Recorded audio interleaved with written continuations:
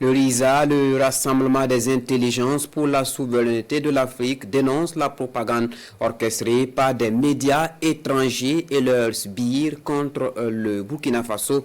À travers une conférence de presse, le RISA appelle l'ensemble des Burkinabés à la vigilance et réaffirme son soutien aux autorités burkinabées. Le compte-rendu de Jean-Yves Bayala et Moumouni Wanga.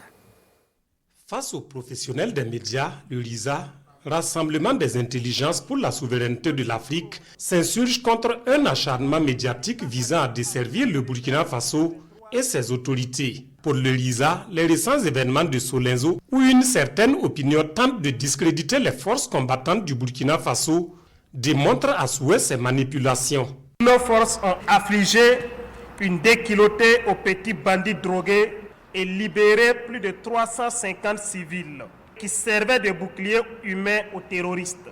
Et pendant que notre armée faisait ses exploits, les terroristes et leurs parrains ont trouvé la macabre idée de tuer des populations civiles qu'ils ont eux-mêmes filmées, fait des montages et envoyés à leurs communicants pour diffusion sur les réseaux sociaux et dans les médias mensonges, en faisant croire qu'il s'agissait de l'œuvre de nos forces combattantes.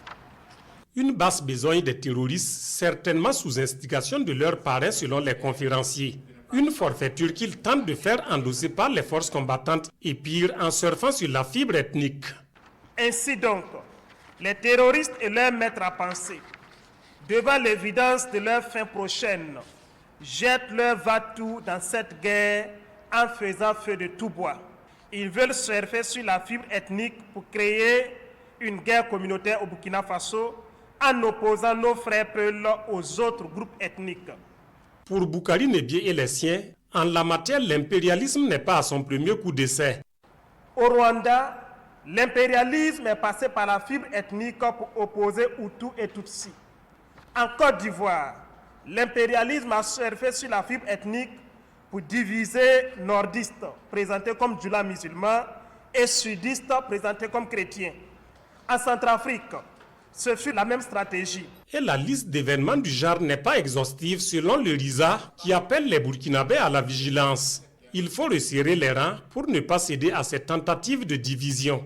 Nous apportons notre soutien aux médias publics que certaines officines obscures, relais des nébuleuses occidentales, voudraient faire passer pour des outils de propagande, alors que ces médias ne font que ce qu'ils doivent faire en cette période de guerre, c'est-à-dire galvaniser les troupes sur les différents fronts, constituer un pont entre les autorités dirigeantes et les populations qui doivent comprendre les enjeux du moment et enfin donner de l'espoir à la veuve et à l'orphelin.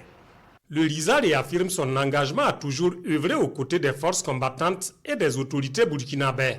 Des autorités qui, sous le leadership du capitaine Ibrahim Traoré, s'investissent pour la souveraineté du pays des hommes intègres.